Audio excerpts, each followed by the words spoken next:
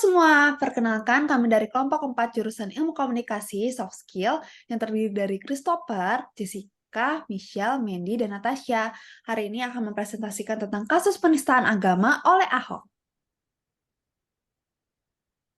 Seperti yang kalian lihat di gambar, pasti tidak asing dong dengan Bapak Basuki Cahayapurnama atau biasa dipanggil oleh Ahok, yaitu adalah seorang mantan Gubernur DKI Jakarta yang ke-15 bersama wakilnya Jarod Saiful Hidayat.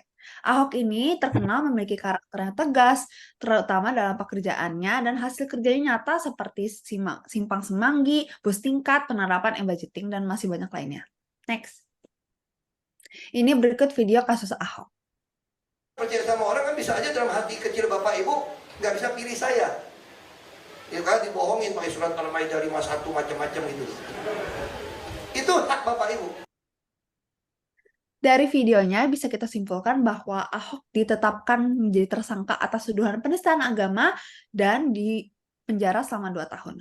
Lalu peristiwa ini bermula saat Ahok sedang melakukan kunjungan ke Pulau Pramuka di Kepulauan Seribu. Sebenarnya awalnya dia ingin menjelaskan program budidaya ikan, tetapi terjadinya penistaan agama yang dilakukan pada 27 September 2016, sehingga sayangnya tanggal 16 November 2016 Ahok ditetapkan sebagai tersangka. Selanjutnya teman saya Medi akan menjelaskan. Lalu mengapa dan bagaimana kasus ini terjadi? Salah satu kalimat yang Ahok ucapkan pada pidatonya menyinggung salah satu ayat di Al-Quran. Dan hal ini banyak diperhatikan oleh umat Islam dan dianggap sebagai penistaan agama. Lalu beberapa tokoh dan kelompok juga bahkan melaporkan Ahok untuk kasus penistaan agama dan kasus ini berjalan dari September 2016 hingga Mei 2017, di mana pada akhirnya Ahok menerima hukuman penjara selama hampir 2 tahun. Next. Dan ini dia argumen pro yang kami buat. Ahok seharusnya mendapatkan hukuman yang lebih ringan, karena sebenarnya konteks kalimat yang ia gunakan bukanlah untuk memancing masalah agama, tetapi ia hanya membicarakan soal politik. Dan jika dilihat dari hasil kerja yang Ahok hasilkan untuk Jakarta, harusnya ia dapat diberikan keringanan juga untuk hukumannya. Next. Dan ini dia argumen kontra yang kami buat. Sudah terdapat sebuah petisi yang ditandatangani oleh 49.000 orang untuk memenjarakan Ahok tanpa masa percobaan. Bahkan Ahok saja terus-menerus membela diri dan tidak ada rasa penyesalan. Ahok juga sebagai seorang Nasrani tidak seharusnya menyinggung surat Al-Maidah 51. Selanjutnya akan dijelaskan oleh teman saya, Jessica.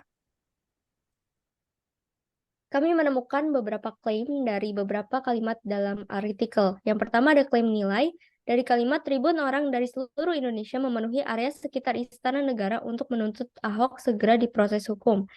Kalimat ini dapat dikatakan klaim nilai karena menyangkut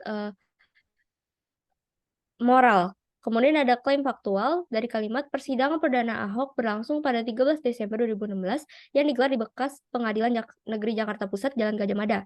Kalimat ini dapat dikatakan faktual karena merupakan sebuah fakta bahwa persidangan perdana Ahok itu berlangsung pada 13 Desember 2016. Kemudian ada klaim subjektif atau klaim nilai yang berisikan kalimat fatwa MUI menganggap Ahok telah melakukan penistaan agama melalui kata-katanya. Hal ini dapat dikatakan subjektif karena mengandung moral. Kemudian ada klaim faktual dari kalimat pada 7 Oktober 2016, Habib Novel Chaidir Hasan melaporkan Ahok ke kepolisian. Hal ini dapat dikatakan faktual karena merupakan sebuah fakta bahwa pada 7 Oktober 2016 itu, Habib Novel itu melaporkan Ahok ke kepolisian. Next.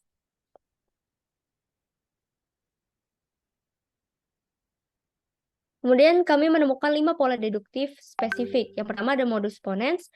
Jika Ahok membahas dan menistakan agama, maka Ahok akan dipenjara. Ahok membahas dan menistakan agama, Ahok dipenjara. Yang kemudian ada modus tollens. Jika Ahok tidak membahas salah satu ayat Al-Quran, ia tidak akan dituduh menista agama dan masuk penjara. Akan tetapi, Ahok membahas salah satu ayat Al-Quran, jadi ia dituduh menista agama. Kan dia bisa menjabat sebagai gubernur selanjutnya, tetapi mayoritas yang beragama Islam akan mendemo dan terjadi kerusuhan. Tetapi jika Ahok dipenjarakan, dia tidak bisa bergabung dengan politik lagi. Dan masyarakat lebih percaya pemimpin yang beragama mengikuti mayoritas. Jadi bagaimanapun keputusan Hakim Ahok tetap dinyatakan bersalah oleh masyarakat. Next.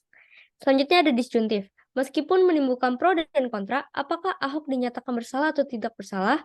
Namun pada kenyataannya, Ahok tetap dinyatakan oleh hakim telah bersalah. Jadi kesimpulannya, Ahok bersalah atas kasus penodaan agama yang dilakukannya. Yang terakhir ada hipotesis, jika hakim membuktikan bahwa Ahok melakukan penistaan agama, mayoritas umat muslim akan mendukungnya. Hakim membuktikan Ahok melakukan penistaan agama, mayoritas umat muslim mendukung hal tersebut. Selanjutnya akan dijelaskan oleh teman saya, Natasha.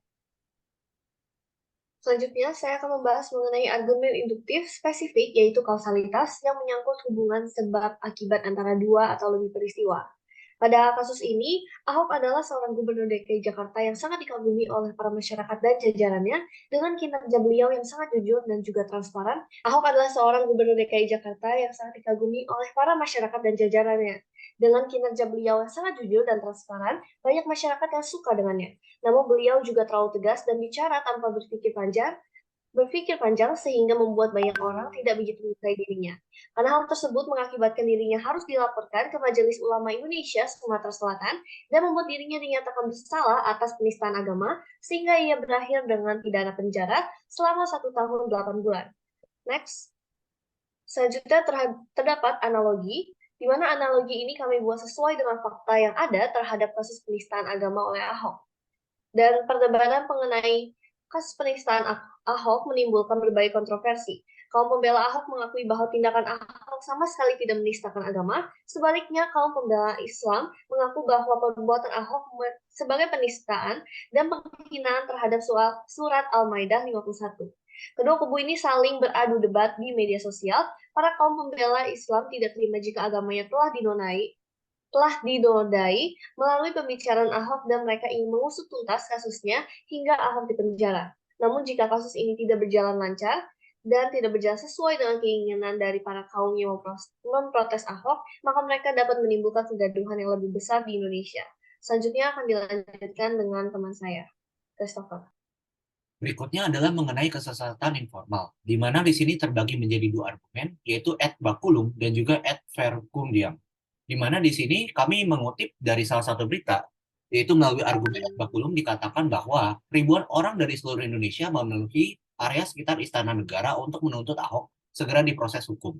Dalam hal ini kami menganalisa bahwa masyarakat mendemo menggunakan kekuatan agar dapat memenangkan perkara. Kemudian untuk argumen ad verbundiam dikatakan bahwa untuk menjatuhkan pidana ada hal yang memberatkan dan meringankan. Yang memberatkan terdakwa tidak merasa bersalah dan sebagainya. Melalui kutipan tersebut kami mengetahui bahwa berasal dari salah seorang anggota Majelis Hakim Pengadilan Negeri yang bersifat berbias dan juga berprasangka. Berikutnya adalah mengenai kesimpulan kami. Kesimpulan kami adalah kita sebaiknya harus berhati-hati saat berbicara di ruang publik, terutama saat membawa soal agama, karena agama merupakan salah satu hal yang sensitif untuk dibahas. Ahok membahas salah satu ayat Al-Quran, kemudian dianggap sebagai penodaan agama, dan kalimatnya tersebut tidak dapat ditarik kembali. Sehingga tentunya dalam hal ini, Ahok harus bertanggung jawab atas perkataan dan harus menerima konsekuensinya. Jadi sekian presentasi kami untuk hari ini. Terima kasih sudah mendengarkan dan Tuhan memberkati.